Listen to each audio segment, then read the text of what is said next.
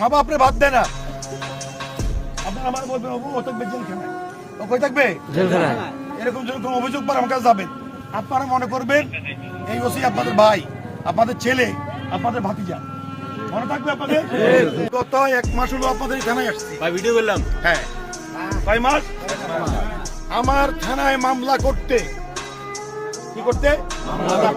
কারো কোনো টাকা লাগে না, কি লাগে না?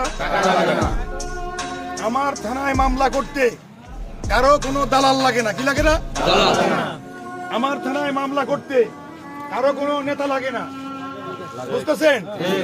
আমারে কেউ স্যার বলতে হবে না, আমি এখানে গোলাম হিসাবে আসছি। কি হিসাবে? গোলাম। কেন গোলাম? মালিক যে কাজের মেয়েকে আপনারা বেতন দেন, আপনারা মালিক সে কাজের মেয়ে, লেবারের বেতন দেন সে লেবার, আপনারা মালিক, আপনারা আমাদের সরকারি কর্মচারীদের বেতন দেন, তাহলে মালিক কে? মালিক কে? আমরা জনগণ। আমি কি কর্মচারী? আমি কি? আমি আপনার সেবা করতে আসছি।